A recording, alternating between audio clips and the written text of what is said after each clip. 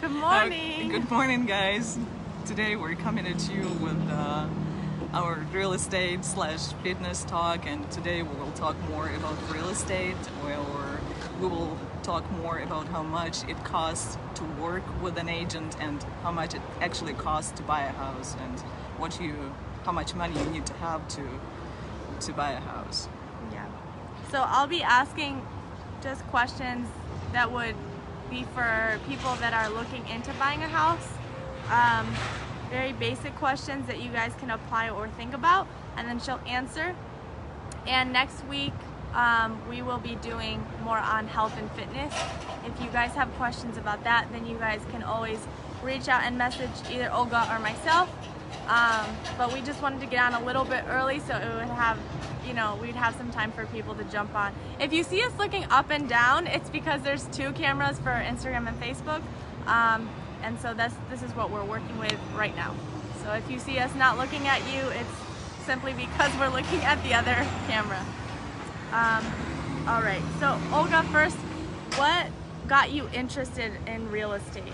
Like, let's start from the very beginning. Like, what got you interested?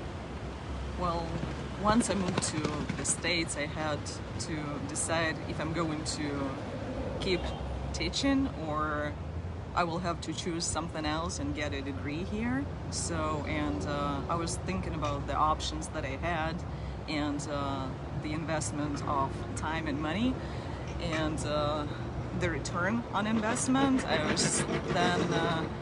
I realized that real estate was quite a bit of responsibility, dealing with a lot of money, and I did not think that I was ready once I moved to the States. So I did not feel like I was ready to start it since day one, since I was in the States. But in a year, when I had to finally decide on what's the final path is gonna be for me, so I was just like, why not just try it out for a year, see if I like it, and then just I believe, like, it is one of the best experiences I've ever had, because it combines this awesome learning process, like learning every day, and I don't have to invest that much to begin with, which I'm really bad at, or good at spending money, I guess. I don't know, it's just like, yeah. I'm not ready to commit to 60,000 in 5 years for a degree in I don't know, whatever you can get for 60,000 in engineering. I know. Yeah. But I was ready to commit to real estate and this investments, month-to-month investment, I guess. Yeah. So like, speaking of investments, now that we're in a little bit deeper, what do you feel like is a good investment to start thinking about when buying a house? What does it look like as far as younger people, let's say in their 20s, they have an average amount coming in, minimum amount.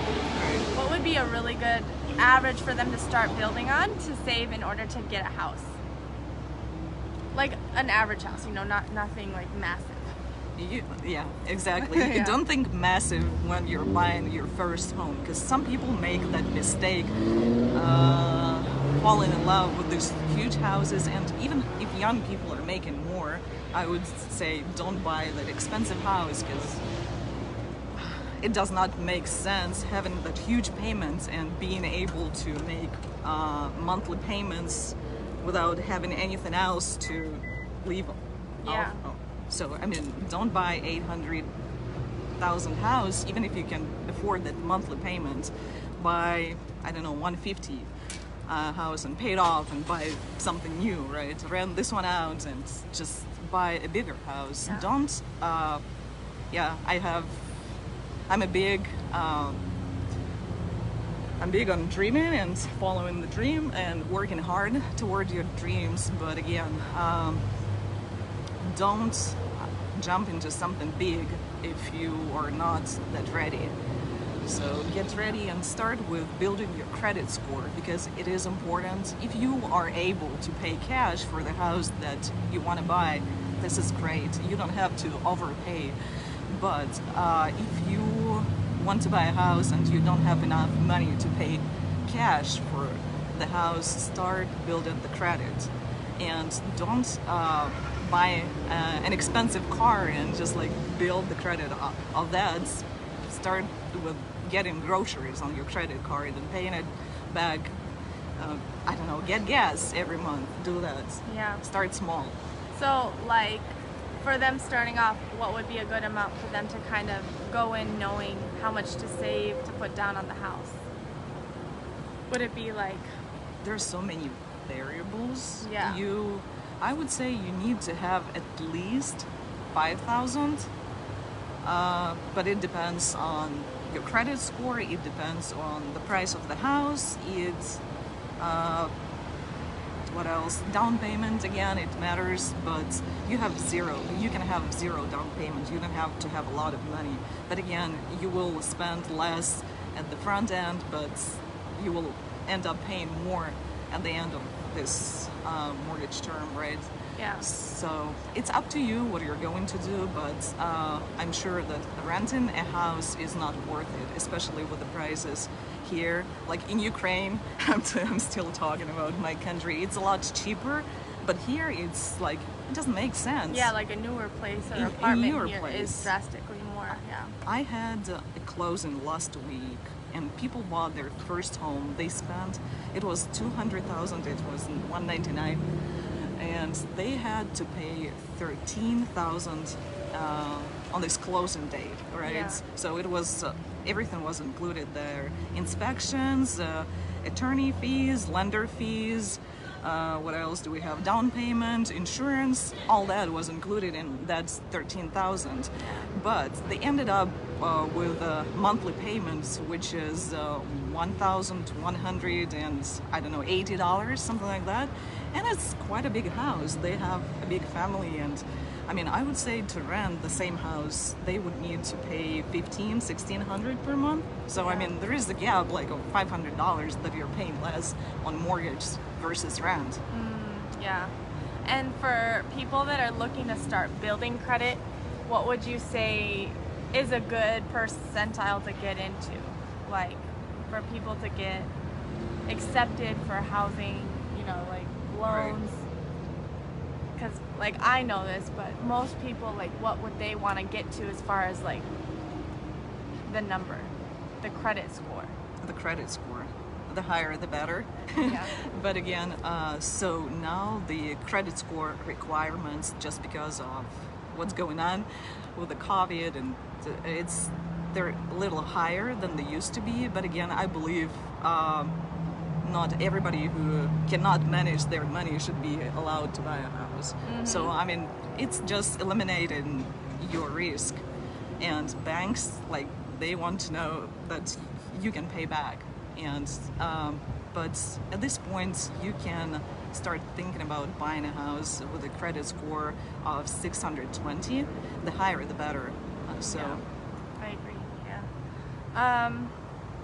What would be like a common fear that you find people have when they first buy a house? Maybe going into it, they know it's a lot, but like, what's something that you've seen as a common fear? Is it just added fees that are not really expected, you know, towards the end? Is it... I've seen a lot of people trying to do my job, thinking that they will save not working with an agent versus doing it on their own. But like buyers, like working with buyers, they don't normally pay the agent. So it's the seller or new construction builder who pays the agent. So buying a house, you don't have any reason not to work with an agent, because agents' fees are paid by sellers. So go ahead and find a good agent. It's gonna pay off at the end of the day, and the agent will be able to explain the whole process of buying a house, because it is so complicated and everybody is so unique. I'm doing it every day, and every house is unique, every client is unique, so you cannot like write it off on, I don't know, 100 pages and give it to your client and say you're good to go. So you need to sit down, you need to figure out a plan for that specific person with that specific house. Yeah. Um, that's really good. And what do you feel like is one of the best things people can do to start getting towards that like first home buying experience? Like what's one of the first things besides building credit? Like what would you suggest?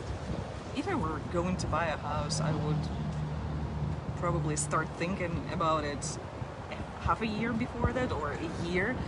But and that's also would be a good time to talk to an agent and to talk to a lender. Don't wait until the last minute to do it, because those are the people who will help you to come up with a plan.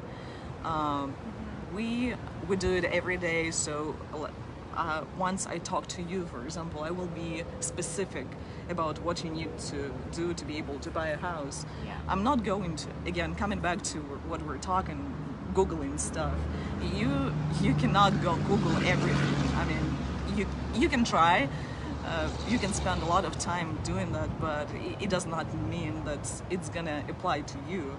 So make sure to talk to people who know what you need to do and do it ahead of time, because that is gonna save a lot of money and some extra effort that you will put into buying a house on your own. And I was talking to one of my clients recently. He decided to buy a house on his own, and it was a new construction home, and they told him, this new construction builder told him that he did not have to have an agent, and he had a lot of issues while he was building the house. I was just like, why would you do that? And he was just like, oh, I thought I was saving money not having an agent. I was just like, okay. But he told me he's not going to do it again. Yeah. So we'll see. Well, I think sometimes too, people have to learn by hands-on experience and like mistakes. That's an expensive kind of experience, so. So was college. Yeah. Yeah. But I think, what it gets down to would be making sure you guys have good credit. That's what I'm getting out of this. Making sure you guys ask questions, which is really important. Don't assume that what you find on Google or from one or just two other people's experiences, that's the end-all be-all. And that goes for honestly everything in life. Don't ever just take one answer you get to heart. I'd question it, ask questions, look into it, especially for buying a home or learning to try to make things worth more. It's always, I think, and I'm once again very young, so you can take this with a grain of salt, but investing more in a home and knowing that the return rate as far as your money will go a lot farther than you simply getting a nice car. The car gets you that adrenaline rush, right, and gets you that excitement, but we all know, very, very factually speaking, that it loses its value so quick. And so if you are ever debating and you're at a point where you're like, should I have this or this, look at the very basics, your credit score and how much you're making and where you want to be in the next several years, and then ask questions, right? And reach out to Olga and ask her questions. If you are in the area or you're close by Greenville or South Carolina, or if you speak Ukrainian or Russian, she can also help you clarify some things up to where you can understand it in the best format, right? If you don't speak English as a first language, that's totally fine. That's important. Yeah. I have so many clients and I have to be in the middle of all phone calls. Like, I have to know lender's side, I need to know attorney's side, and I need to be able to explain it to people. For me to be able to explain it to my clients, I need to know what's going on there. So some of my attorneys and lenders, I guess, they don't really like working with me because I ask too many questions. Yeah. But I need to know what's going on just to be able to explain it to my clients. And they need that confidence that I know what I'm doing. They know that lenders and attorneys are doing their job. And that's the only way I can make the transaction successful, because the closer it gets to this closing date, the more concerned people are, like especially buyers, they start getting really nervous. Buyer's Yeah, remorse. right, Yeah, right. it's Especially normal. for first-time home buyers, Yeah. it gets crazy. So Yeah. That's super important too. It's super normal to have buyer's remorse in a lot of aspects, in a lot of ways. But it's really important to kind of assess the situation or think about the situation, the process. And if it helps you, if you're an analytical person, if you like to think about stuff, Olga's one of them. Make a list of pros and cons. I'm impulsive, so I can't speak for analytical people, but if you're like Olga or my husband, make a list of pros and cons so you can logically kind of look and see like what's worthwhile and what's not.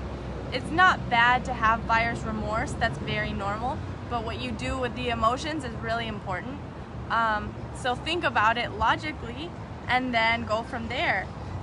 If you back out, you should have thought about it beforehand anyway. If you are somebody that's ready and willing to commit, then you have to know and be 100% on board that you're ready to commit to, whatever it is that you choose. And if you're impulsive like me, make sure to keep asking questions and reaching out, and don't just, impulsively go after something that you know is going to have long-term positive or negative effects. I mean, Right. I've never done that, but oh my gosh, it's my parents. Sorry guys. But yeah, think about it, ask questions, reach out. Once again, we'll be back on here next week and I'll talk more about health and fitness. Just basics for you guys to understand, answering any and all questions, health, fitness, and mindset related. And if you have any more questions for Olga on real estate or pretty much anything to do with like housing, Right. just reach out. Or if you don't have her on Instagram or Facebook and you have me, then you can always message me, ask me any questions that you might have for Olga, and I can just pass them on or pass your name on. So that way if you have housing questions, renting questions, whatever it looks like, she actually knows what she's talking about. And I don't. So Yeah, we'll do that, and let me save you a lot of time and headache while dealing with buying or selling real estate, because it's a complicated process and you need to be doing it every day to know what you're doing actually. So yeah. feel free to reach out. We are going to be back next week at 10:30 as usual. Yeah, let us know if you have any questions. Yeah. All right, guys. Hope you have an awesome week, and we'll see you next week. See you.